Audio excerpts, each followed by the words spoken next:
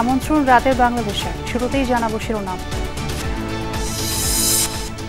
স্বাধীনতা দিবসে জাতির শ্রেষ্ঠ সন্তানদের প্রতি রাষ্ট্রীয় অভিবাদন। দেশের প্রশ্নে সবাইকে এক কাতারে দেখতে চায় আপামর জনগণ। সমতার ভিত্তিতে, একটা ন্যায্যতার ভিত্তিতেই বাংলাদেশ গড়ে উঠবে, এইটাই আমরা চাই। একটি গণতান্ত্রিক বাংলাদেশ প্রতিষ্ঠিত হোক, যে বাংলাদেশে মানুষ কথা বলতে গিয়ে কথা বলতে পারবে। সামনে একটা সর্বতোভাবে সুন্দর একটা দেশ গড়ার আশা করি। নির্বাচন নিয়ে প্রধান উপদেষ্টার বক্তব্য অস্পষ্ট বললেন মির্জা ফখরুল। যারা ৭১-২৪ আলাদা করতে চায় তাদের উদ্দেশ্য সৎ নয়, মন্তব্য নাহিদ ইসলামের।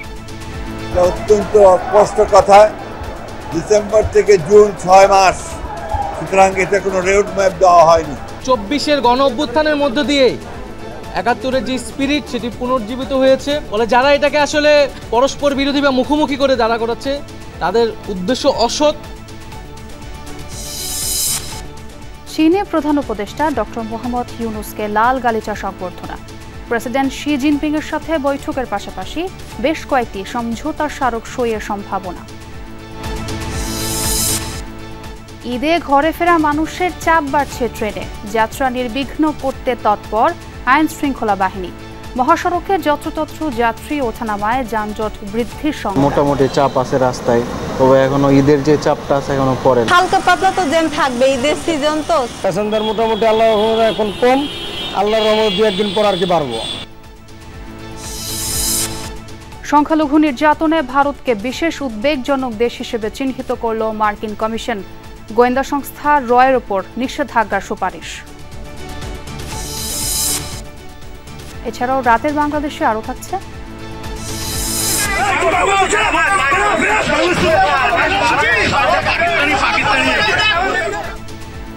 ভারতের চ্যাংরাবান্ধায় এক বাংলাদেশিকে হেনস্থা। ছেলেকে না নিয়েই ফিরে এসেছেন আজাদুর রহমান। আমি উঠছি, তারপরে ওরা ঘিরে ধরছে, ঘিরে ধরে বলে যে না যেতে পারবা না, তুমি নামো। ওদের চিন্তা যে আমি একটা নতুন গাড়ি নিয়ে গেলে ওরা ২,০০০-২,৫০০ টাকা ভাড়া পাবে।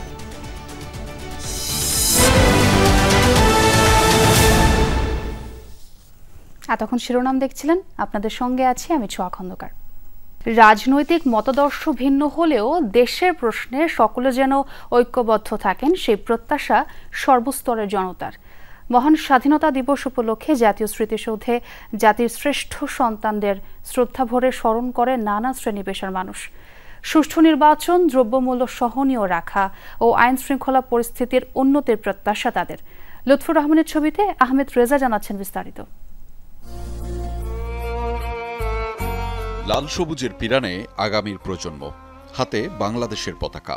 এই পতাকাটাই বাংলাদেশ, এই পতাকাটার জন্যই যুদ্ধ, আবার এই পতাকাটাই স্বাধীনতা।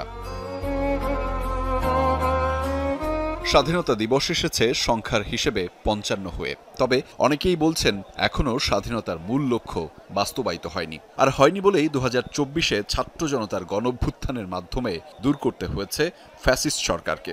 বাংলাদেশ 2.0-তে তাই এবার প্রথম স্বাধীনতা দিবস। আমি আমার পতাকা আর বাংলাদেশ সব কিছু ভালোবাসি। ৭১-এর সেই অর্জনের যে ঘাটতি ছিল সেটা পূরণ করার জন্য এই ২০০০ ছাত্র জনতা রক্ত দিয়েছে।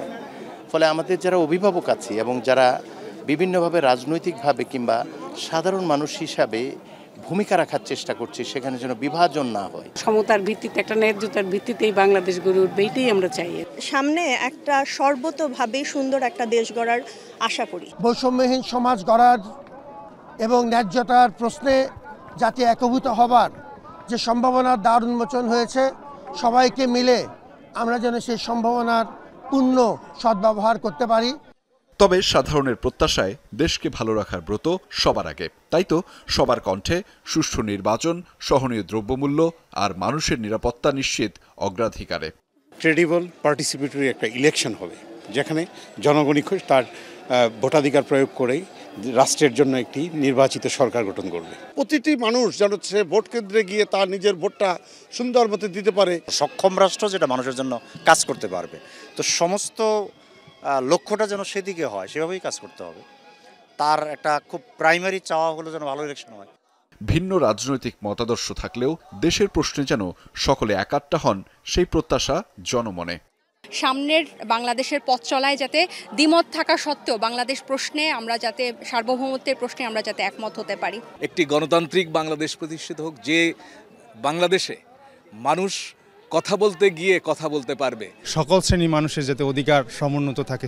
নতুন প্রজন্মকে সাথে নিয়ে স্মৃতিসৌধে গেছেন কেউ কেউ, বলেছেন দেশের পরবর্তী মালিকদের কাছে দেশের গৌরবগাথা জানাতেই এই প্রয়াস।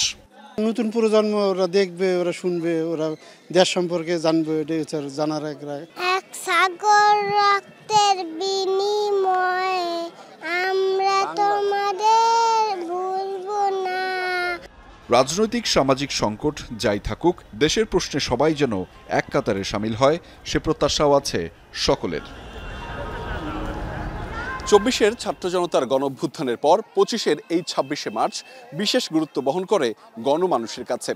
এবারের স্বাধীনতা দিবসে মানুষের প্রত্যাশায় আছে সুষ্ঠু নির্বাচন, সহনীয় দ্রব্যমূল্য আর মানুষের নিরাপত্তা। আর সেটি যদি করা সম্ভব হয়, তাহলেই না ইতিবাচক বাংলাদেশ গড়ার যে প্রত্যয়, সেটি আসলে সার্থক হবে। তবে সেজন্য প্রয়োজন সবার ঐক্যবদ্ধতা। আহমেদ রেজা, যমুনা নিউজ, জাতীয় স্মৃতিসৌধ, সাভার।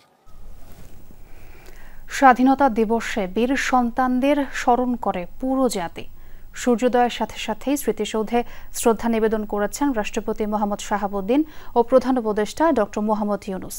এ সময় উপদেষ্টারা বলেন, ২৪-এর গণঅভ্যুত্থান ৭১-এর স্বাধীনতা রক্ষা করেছে। আশা করেন ব্যক্তি ও দলের ঊর্ধ্বে উঠে জাতীয় স্বার্থে রাজনীতিবিদরা ঐক্যমত্যে পৌঁছাবে। বিশিষ্ট ব্যক্তিদের পর শহীদদের প্রতি শ্রদ্ধা জানিয়েছেন সর্বস্তরের মানুষ।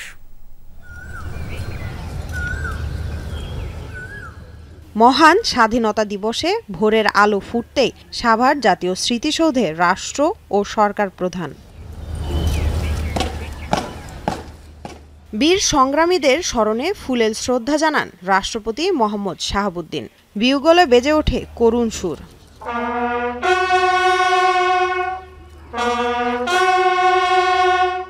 এরপরে জাতির সূর্য সন্তানদের প্রতি ফুল দিয়ে শ্রদ্ধা নিবেদন করেন প্রধান উপদেষ্টা ডক্টর মোহাম্মদ ইউনুস। এ সময় কিছুক্ষণ নীরবে দাঁড়িয়ে থাকেন তিনি। এরপরে রাষ্ট্রীয় সালাম জানায় সশস্ত্র বাহিনীর চৌকস দল।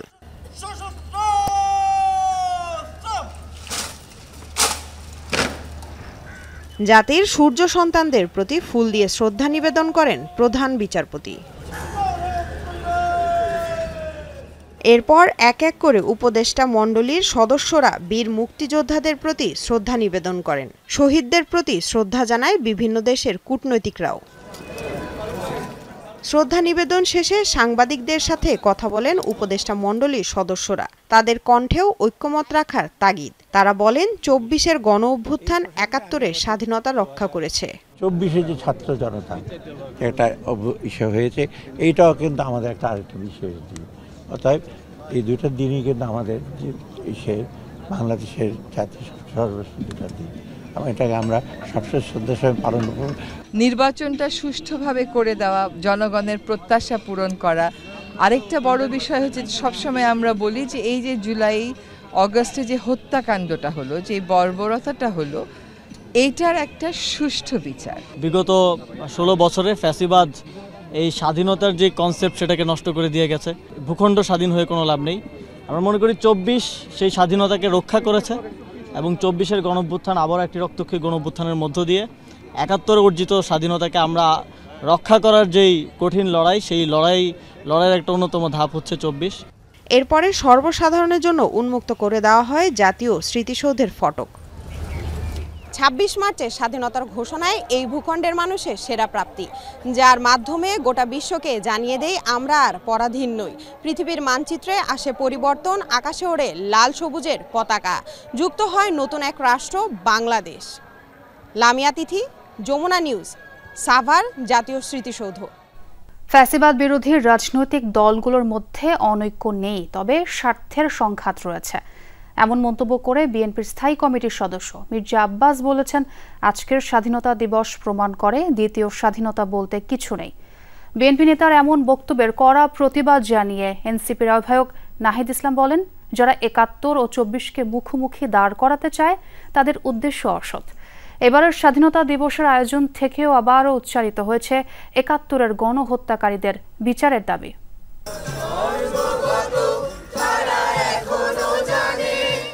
এ এক অনিন্দ সুন্দর মুক্ত সকাল, যে সকালে নেই বিশেষ দল নিয়ে আদিক্ষেতা, নেই রাজনৈতিক দলগুলোর মধ্যে কোনো ভয়, ভীতি কিংবা সংশয়, বরং রাষ্ট্রীয় আনুষ্ঠানিকতা শেষে নানা মত আর পথের দলের নেতাকর্মীদের ঢল নামে স্মৃতিসৌধে। সকাল ৮টার দিকে দলীয় নেতাকর্মীদের নিয়ে ৭১ শহীদদের প্রতি শ্রদ্ধা জানান বিএনপি স্থায়ী কমিটির সদস্য মির্জা আব্বাস। বলেন, দ্বিতীয় স্বাধীনতা বলতে কিছু নেই। আজকে স্বাধীনতা দিবস প্রমাণ করবে যে দ্বিতীয় স্বাধীনতা বলে বাংলাদেশে কিছু নাই। যারা বলে তারা আজকে স্বাধীনতা দিবসকে একটু খাটো করতে চায়। অনৈক্য কিছু নাই, স্বার্থের সংঘাত আছে। প্রত্যেকটা দলের যার যার একটা ইথিক্যাল জায়গা আছে, যার যার একটা মতাদর্শ আছে। এরপরেই স্মৃতিসৌধে আসেন নাগরিক পার্টির নেতারা, স্মরণ করেন ৭১-এর বীর শহীদদের, সমালোচনা করেন মির্জা আব্বাসের বক্তব্যের। ৭১ এবং ২৪ আলাদা কিছু নয়, বরং ২৪-এর গণ অভ্যুত্থানের মধ্য দিয়ে ৭১-এর যে স্পিরিট সেটি পুনর্জীবিত হয়েছে। বলে যারা এটাকে আসলে পরস্পর বিরোধী বা মুখোমুখি করে দাঁড়া করাচ্ছে তাদের উদ্দেশ্য অসৎ। অন্যান্য রাজনৈতিক দলের নেতারা ২৪ থেকে শিক্ষা নিয়ে নতুন বাংলাদেশ বিনির্মাণে সবাইকে ঐক্যবদ্ধ থাকার আহ্বান জানান। আমাদের এই অনৈক্যের সুযোগ যাতে আবার অনৈক্যটা হতে পারে অনৈক্য, কিন্তু এই অনৈক্যটা যাতে রাষ্ট্রের সংহতিকে নষ্ট না করে, আগামী দিনের সম্ভাবনাকে নষ্ট না করে। কারো বিরুদ্ধে বৈষম্যমূলক আচরণ করি নাই, ভবিষ্যতে আমরা করব না। মুক্তি সেনাদের শ্রদ্ধা জানাতে এসে আরও একবার উচ্চারিত হলো ৭১-এর গণহত্যাকারী দলের বিচারের দাবি। এখানে স্বাধীনতা বিরোধী, মুক্তিযুদ্ধ বিরোধী যে শক্তি রাজনৈতিক সিদ্ধান্ত নিয়েই তারা এই গণহত্যার বিভিন্ন মাত্রায় তারা সহযোগিতার ভূমিকা তারা পালন করেছে। ৭১-এর ঘাতকদের আমরা বিচার চাই। ওই ৭১-কে বাদ দিয়ে ৪৭-কে পুনরুত্থাপন করে ২৪ আনতে চাই। আমার ধারণা তারা ইতিহাসের আস্থা করে নিক্ষিপ্ত হবে। স্বাধীনতা বিরোধী যে শক্তি তারা যদি ক্ষমা না চায়, দুঃখ প্রকাশ না করে, ভুল স্বীকার না করে, তাদেরও বাংলাদেশের মাটিতে রাজনীতি করার কোনো অধিকার নাই বলে আমরা মনে করি। রমজান আর ঈদের ঘরে ফেরার ছুটি শুরু হয় এবছর তেমন একটা ভিড় ছিল না স্মৃতিসৌধে। দেখা যায়নি আওয়ামী লীগ ও তার ঘনিষ্ঠ কোনো রাজনৈতিক দলকে।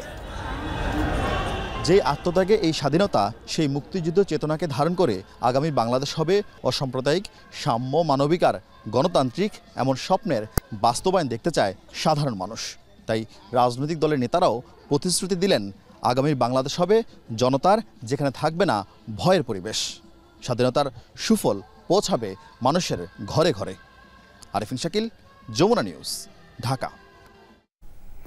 জাতির উদ্দেশ্যে দেয়া ভাষণে প্রধান উপদেষ্টা ডিসেম্বর থেকে জুনের মধ্যে নির্বাচনের যে কথা বলেছেন তা স্পষ্ট, এমন মন্তব্য করেছেন বিএনপি মহাসচিব মির্জা ফখরুল ইসলাম আলমগীর। সকালের স্বাধীনতা দিবস উপলক্ষে দলটির প্রতিষ্ঠাতা জিয়াউর রহমানের সমাধিস্থলে শ্রদ্ধা নিবেদন শেষে দ্রুত নির্বাচনী রোডম্যাপ ঘোষণার দাবি জানান তিনি। বলেন, একমাত্র নির্বাচিত সরকারই পারে দেশের চলমান সংকটের সমাধান করতে।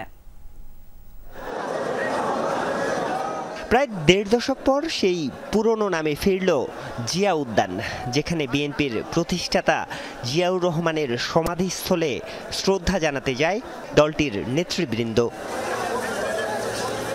স্বাধীনতা দিবসে স্লোগানে স্লোগানে দলের নেতাকর্মীরা স্মরণ করেন মুক্তিযুদ্ধে জিয়াউর রহমানের স্বাধীনতার ঘোষণা ও মুক্তিযোদ্ধাদের অবদান। তবে মঙ্গলবার জাতির উদ্দেশ্যে দেয়া ভাষণে প্রধান উপদেষ্টার জিয়ার অবদানের কথা স্মরণ না করায় হতাশার কথা জানান বিএনপি মহাসচিব। আমরা হতাশ হয়েছি যে তার বক্তব্যের মধ্যে তিনি স্বাধীনতার ঘোষক শহীদ প্রেসিডেন্ট জিয়াউর রহমান বীর মুক্তিযোদ্ধা বীর উত্তমের নাম একবার উচ্চারণ করেন, অথচ এটাই ছিল ইতিহাস। আমরা আবারও চাই না আওয়ামী লীগ যে ইতিহাস বিকৃত করেছে, এখন আবার সেই ইতিহাস বিকৃত হোক।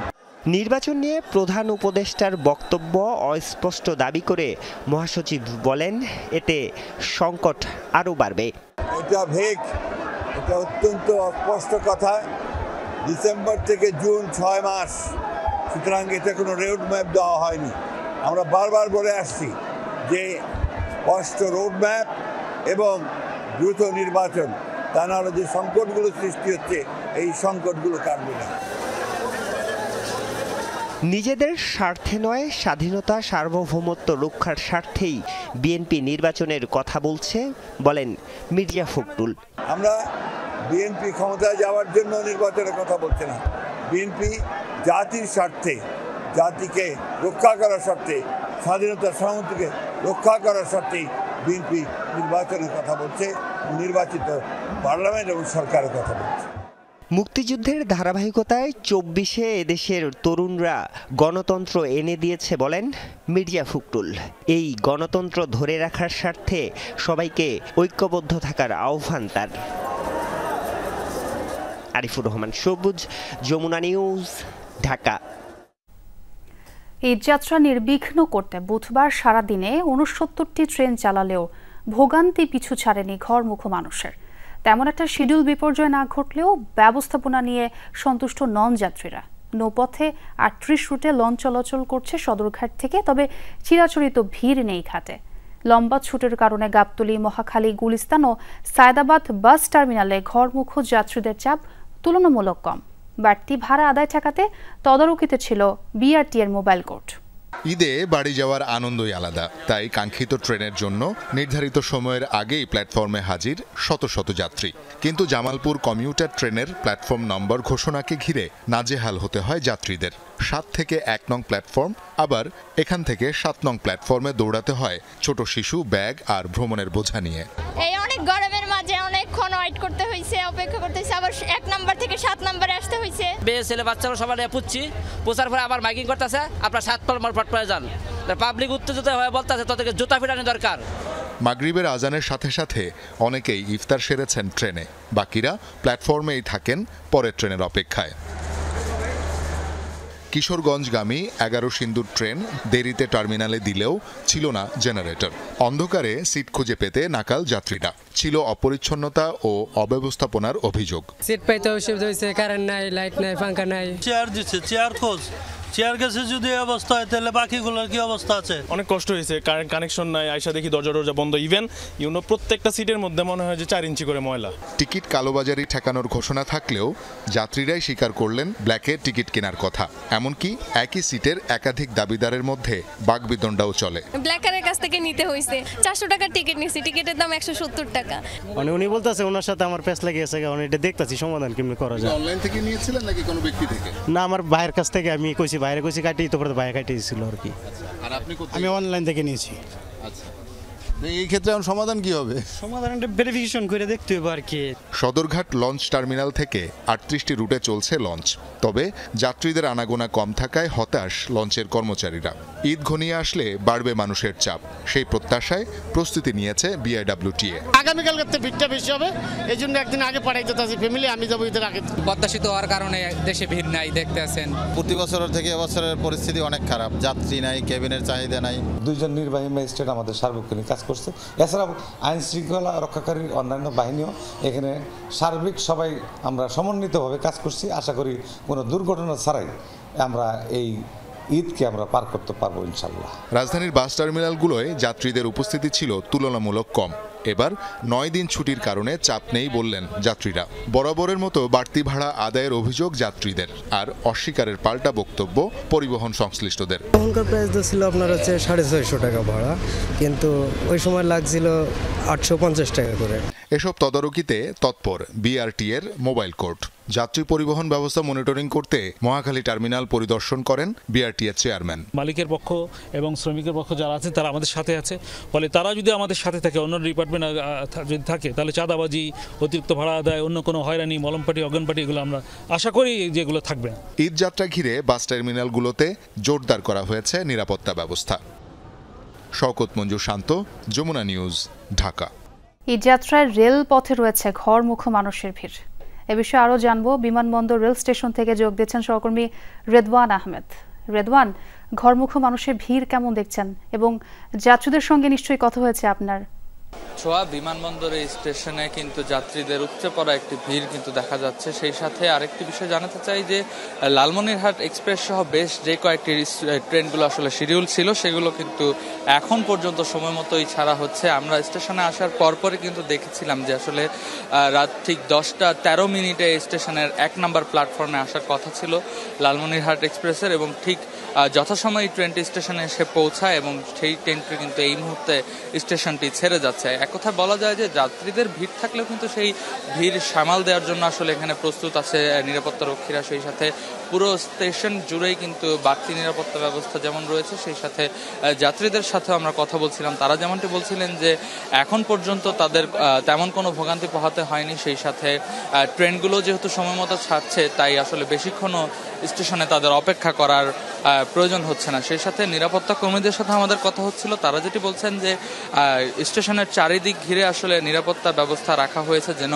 টিকিট ছাড়া কোনো যাত্রী যেন স্টেশনের ভেতরে প্রবেশ করতে না পারে। সেই সাথে তারা বলছিলেন যে গত কয়েক বছরে আসলে যারা টিকিট কেটেছেন তারাও কিন্তু আসলে এই স্টেশনে আসলে আসতে পারেনি, ট্রেনে ভ্রমণ করতে পারেনি, কিন্তু এবার কিন্তু আসলে তেমন কিছুই হচ্ছে না। সেই সাথে যাত্রীরা নির্বিঘ্নে যাত্রা তাদের শেষ করতে পারছেন, এইখান থেকে নির্বিঘ্নেই তাদের গন্তব্যে যেতে পারছেন, এমনটাই কিন্তু তারা আমাদেরকে জানিয়েছেন।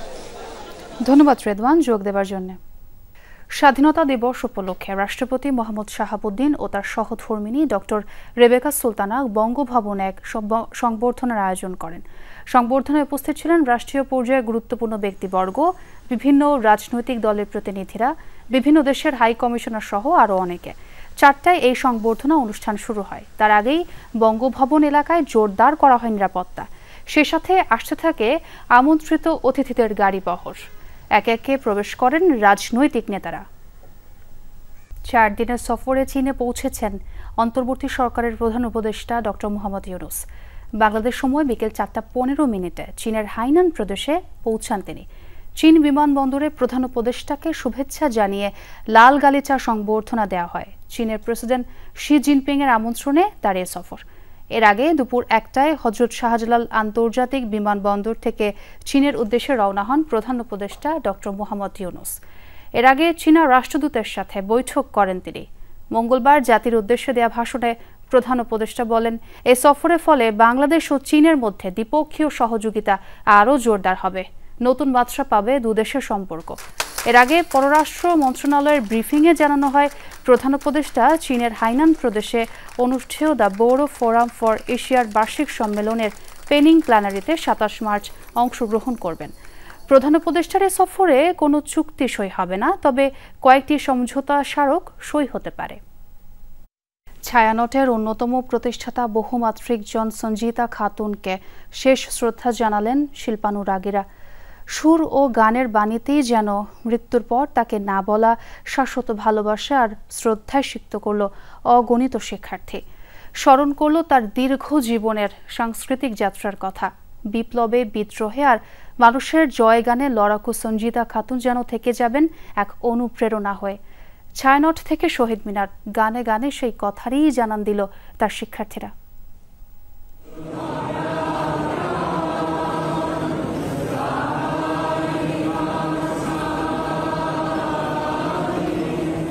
শেষবারের মতো ছায়ানট প্রাঙ্গণে সঞ্জিতা খাতুন বছরের পর বছর ধরে যে প্রতিষ্ঠান গড়ে তুলেছেন, সেখানেই বাঙালিয়ানার তালিম নিয়েছেন অসংখ্য শিক্ষার্থী। সেই প্রাঙ্গণে আর ফিরবেন না প্রিয় সঞ্জিতা আপা। জীবনভর যে সুরের প্রদীপ জ্বালিয়েছেন তিনি, শিষ্যরা তাই দিয়ে দিলেন শেষ গুরুদক্ষিণা।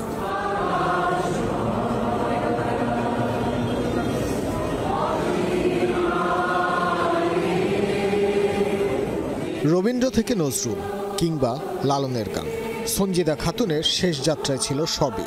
লেখক, গবেষক, শিক্ষক আর সংগঠক, বহুমাত্রিক পরিচয়ের এই বটবৃক্ষের ছায়াতলে যারাই এসেছেন, সকলের কণ্ঠেই ছিল তার বন্দনা। তিনি প্রতি বছর সমাজ গড়ার লক্ষ্যে যা কিছু বললে মানুষ সচেতন হবে, মানুষের মধ্যে সুন্দর ভাবনা আসবে, সেই কথাগুলো নিয়ে তিনি সামনে আসতেন। তিনি রবীন্দ্রসঙ্গীত সম্মেলন পরিষদ গঠন করে সারা দেশে শুদ্ধ সঙ্গীতের প্রগতিশীল চর্চা ছড়িয়ে দিয়েছিলেন। ছায়ানট থেকে সঞ্জিতা খাতুনের মরদেহ নিয়ে আসা হয় শহীদ মিনারে। বিদায় বেলায় সেখানেও থেকে যায় সুরের আবেশ, ছুঁয়ে যায় আগুনের পরশমণি। আছে দুঃখ, আছে মৃত্যু। নিয়ম মেনে বিভিন্ন সংগঠন যখন সঞ্জিতা আপার প্রতি শ্রদ্ধা জানাচ্ছেন, তার শিক্ষার্থীরা তখনও গেয়ে যাচ্ছিলেন জীবনের গান। কিন্তু একটি ভালো ঐতিহ্য তিনি রেখে গেছেন কৃতবিদ্য মানুষ হিসেবে। এবং তার এই ধারা তার ছাত্রছাত্রীদের মাধ্যমে, তার গুণগ্রাহীদের মাধ্যমে অক্ষুণ্ণ থাকবে। সংস্কৃতি চর্চার মাধ্যমে নিজেদের মধ্যে যে ঐক্য গড়ে তোলা, শক্তি গড়ে তোলা এবং মাথা উঁচু করে দাঁড়ানোর যে শক্তি, এটা কিন্তু আমরা আপার কাছ থেকে পেয়েছি। সকলেরই আশা সঞ্জিদা খাতুনের জীবনের সমাপ্তি ঘটলেও তার সৃষ্টি আর সৃষ্ট সম্পদ ছড়িয়ে যাবে পৃথিবীব্যাপী।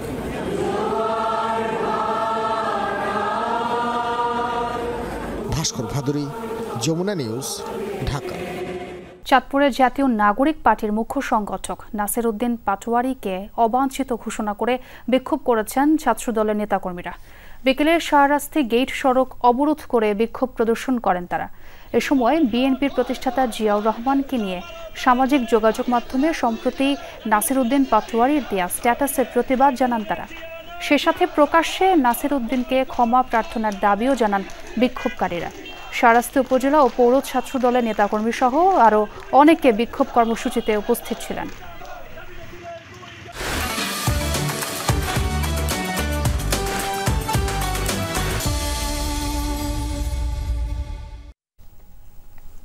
ঈদের কেনাকাটায় জমজমাট দক্ষিণ এশিয়ার সর্ববৃহৎ shopping mall Jamuna Future Park. শেষ সময়ে পরিবার প্রিয়জনের জন্য ঈদের কেনাকাটায় শপিং মলে ভিড় করছেন ক্রেতা দর্শনার্থীরা। এক ছাদের নিচে জামা, জুতো সহ পছন্দের সব পণ্য পাওয়ায় খুশি ক্রেতারা। আর ক্রেতা আকর্ষণে লোভনীয় সব অফার দিচ্ছেন বিক্রেতারাও। মিরপুরের বাসিন্দা নজরুল ইসলাম নানা ব্যস্ততায় কেনাকাটা হয়নি পরিবারের জন্য। বুধবার স্বাধীনতা দিবসের সরকারি ছুটিতে, তাই তো স্ত্রী সন্তানদের নিয়ে হাজির যমুনা ফিউচার পার্কে। আমি মিরপুর থেকে চলে আসছি। ওখানে আসলে অনেক মার্কেট আছে, আমার বাসা মিরপুর একে, কিন্তু মার্কেট থাকলেও অনেক মানুষ মানে ওইভাবে হয় না আর কি। আর এখানে আসলে সুন্দরভাবে স্বচ্ছন্দভাবে কেনাকাটা করা যায়। সরকারি ছুটিতে ক্রেতা দর্শনার্থীতে মুখর দক্ষিণ এশিয়ার সর্ববৃহৎ shopping mall Jamuna Future Park. পরিবার প্রিয়জনের জন্য ঈদের কেনাকাটায় নগরীর বিভিন্ন এলাকা থেকে ফিউচার পার্কে ভিড় করছেন তারা। শপিং করে তো মজাই লাগে, শপিং তো সবারই পছন্দ। আমার 3 পিস, টপস, টি শার্ট আর জিন্স আর ওর প্যান্টস, টি শার্ট। এই কিছুক্ষণ আগে আমি বেবির জন্য কিনেছি আর হাজব্যান্ডের জন্য কেনা হয়েছে, আর আমি ঘুরছি কি কিনবো। নিজের জন্য পাকিস্তানি টাইপের ড্রেস নিয়েছি এবার, এটা তো এখন চলতেছে ট্রেডিশনাল, এই জন্য এটাই নিয়েছি। এক ছাদের নিচে মিলছে নামি দামি সব ব্র্যান্ড। পছন্দের পোশাকের পাশাপাশি পাওয়া যাচ্ছে জুতো, কসমেটিক্স, জুয়েলারি সহ ঈদ উৎসবের প্রয়োজনীয় সব পণ্য। এক ছাদের নিচে পছন্দের সবকিছু পাওয়ায় খুশি ক্রেতারাও। এশিয়ার সর্ববৃহৎ মার্কেট যমুনা ফিউচার পার্ক, এবার সমস্ত কেনাকাটা যমুনা ফিউচার পার্কে হয়েছে এবং এটা আমাদের ফেভারিট মার্কেট। আমি আবার আসছি এখন শপিং করতে। এখন একটা ড্রেস নিয়েছি, তারপর অ্যাকসেসরিজ নিয়েছি, ভালোই সব এখানে মোটামুটি। ঈদ উপলক্ষে বিপণী বিতানগুলো দিচ্ছে বিশেষ মূল্য ছাড় বা লোভনীয় অফার। সুযোগে তা লুফে নিচ্ছেন ক্রেতারাও। কয়েকটা ফ্লোরের ভিতরে সবই পাওয়া যায়, মানে আপনি বিভিন্ন জায়গায় আমার যাওয়া লাগছে না, এটা বড় অ্যাডভান্টেজ যমুনা ফিউচার পার্ক। প্রত্যেকটা দোকানেই দেখেছি যে ডিসকাউন্ট আছে, তারা লিস্ট দিয়ে দিয়েছে যে এই কার্ডে এত বা এটা নিলে এত, এরকম ডিসকাউন্ট দিয়েছে। আর তাছাড়াও কিছু কিছু ইন্ডিভিজুয়াল দোকান তারা নিজেরাও কার্ড বাদেও মানে প্রোডাক্টের উপর ডিসকাউন্ট দিয়েছে। এবার নারীদের পছন্দের শীর্ষে পাকিস্তানি 3 পিস, দেশি শাড়ি আর ছেলেদের পায়জামা, পাঞ্জাবি। ফয়সাল মাহমুদ, যমুনা নিউজ, ঢাকা। ভারতের চ্যাংরাবান্ধায় দফায় দফায় হেনস্থার শিকার হলেন বাংলাদেশি পাসপোর্টধারী এক ব্যক্তি। পরে দার্জিলিংয়ে থাকা ছেলেকে না নিয়েই দেশে ফিরতে হলো আজাদুর রহমানকে। তার অভিযোগ, ভারতীয় কাস্টমস কর্মকর্তাদের দেখানো মুদ্রা বিনিময় কেন্দ্র থেকে ডলার না ভাঙানোয় হেনস্থার শিকার হন তিনি। দার্জিলিংয়ে বোর্ডিং স্কুল পড়ুয়া ছেলেকে আনতে মঙ্গলবার সকালে ভারতে প্রবেশ করেন আজাদুর রহমান। চ্যাংরাবান্ধায় ইমিগ্রেশন শেষ হওয়ার পরই হেনস্থার শিকার হন তিনি। আজাদুরের দাবি, প্রথমে গালি দেওয়ার গুজব রটায় কিছু ভারতীয়, তারপরই হেনস্থা শুরু। বাধা দেওয়া হয় গাড়িতে উঠতে। কয়েক কিলোমিটার হেঁটে পুলিশ বক্সে আশ্রয় নেন, সেখানেও ঘিরে ধরা হয় তাকে। মেথলিগঞ্জ থানা পুলিশ বিকেলে দেশে ফেরত যাওয়ার নির্দেশ দেয়। ফেরার সময়ও লাঞ্ছিতের শিকার হন বলে অভিযোগ করেন তিনি। মনে হলো যে ওরা কোনো একটা ওয়েস্ট বেঙ্গলের কোনো একটা পলিটিক্যাল লোকজনও আছে, ওরা কিছু কিছু ছেলেমেলে সব অনেক আস্তে আস্তে জড়ো হয়ে গেল, করে ঘিরে ধরছে। তারা বলতে চাচ্ছে যে আমি গালি দিছি, কিন্তু গালির কোনো প্রমাণ নেই। মানে ইন্ডিয়ার এগেনস্টে। আজাদুর জানান, দালাল ছাড়াই ভারতীয় কাস্টমস ও ইমিগ্রেশনের কাজ শেষ করেন তিনি। সেখানকার কাস্টমস কর্মকর্তারা একটি মুদ্রা বিনিময় কেন্দ্র দেখিয়ে দেন, তবে সেখানে ডলার ভাঙাননি তিনি। সে কারণেই হেনস্থা বলে অভিযোগ তার।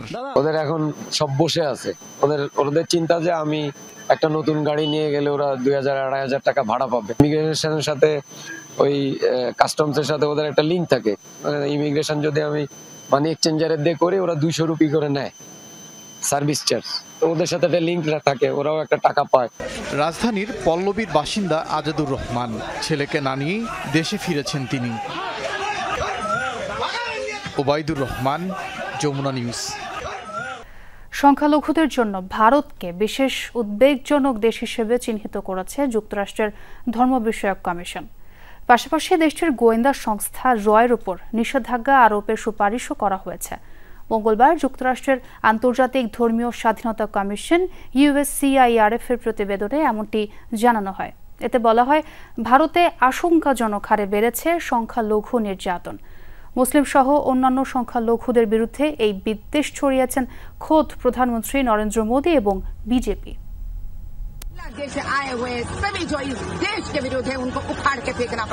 ভারতের সংখ্যালঘু নির্যাতন ইস্যুটি আলোচিত দীর্ঘদিন ধরেই। মুসলিম সহ অন্যান্য ধর্মীয় সংখ্যালঘুরা উগ্র হিন্দুত্ববাদীদের নির্যাতন, হেনস্থা এবং বৈষম্যের শিকার হচ্ছেন। এবার এই ইস্যুতে প্রতিবেদন দিল মার্কিন ফেডারেল সংস্থা USCIRF। মঙ্গলবার যুক্তরাষ্ট্রের আন্তর্জাতিক ধর্মীয় স্বাধীনতা কমিশনের বার্ষিক প্রতিবেদন প্রকাশিত হয়। এতে উঠে আসে ভারতে চলমান সংখ্যালঘু নির্যাতনের বিষয়টি। প্রতিবেদনে ধর্মীয় নিপীড়ন হওয়া দেশগুলোর মধ্যে অন্যতম দেশ হিসেবে ভারতকে চিহ্নিত করা হয়, অন্তর্ভুক্ত করা হয় রেড জোনে। প্রতিবেদনে বলা হয়, 2024 সালে দেশটিতে ধর্মীয় স্বাধীনতার পরিস্থিতির আরও অবনতি হয়েছে। প্রতিবেদনে আরও বলা হয়, মুসলিমদের বিরুদ্ধে উদ্দেশ্য প্রণোদিতভাবে প্রোপাগান্ডা ছড়ানো হচ্ছে। ক্ষমতাসীন দল বিজেপি এবং প্রধানমন্ত্রী নরেন্দ্র মোদীও মুসলিম সহ অন্যান্য ধর্মীয় সংখ্যালঘুদের বিরুদ্ধে বিদ্বেষপূর্ণ বক্তব্য দিয়েছেন বলে প্রতিবেদনে উল্লেখ করা হয়। পাশাপাশি প্রতিবেদনে উঠে আসে ভারতের গোয়েন্দা সংস্থা রিসার্চ অ্যান্ড অ্যানালাইসিস উইং রয়ের ওপর নিষেধাজ্ঞার বিষয়টি। ভারতীয় গোয়েন্দা সংস্থা রয়ের বিরুদ্ধে 2023 সালে নিউ ইয়র্কে এক মার্কিন শিখ নাগরিককে হত্যা চেষ্টার অভিযোগ ওঠে। তারই আলোকে রয়ের ওপর নিষেধাজ্ঞার সুপারিশ করা হয় প্রতিবেদনে। এদিকে বুধবার ওই প্রতিবেদনের বিষয়ে প্রতিক্রিয়া জানিয়েছে দিল্লি। ভারতের পররাষ্ট্র মন্ত্রণালয়ের মুখপাত্র রণধীর জয়সওয়ালের দেয়া বিবৃতিতে বলা হয়, প্রতিবেদনটি উদ্দেশ্য প্রণোদিত। এর আগে গেল বছরও মার্কিন ধর্মীয় স্বাধীনতার প্রতিবেদনে ভারতের সমালোচনা করা হয়। মীর মুশফিকা হাসান, যমুনা নিউজ। এই ছিল রাতের বাংলাদেশে। এতক্ষণ সাথে থাকার জন্য ধন্যবাদ সবাইকে।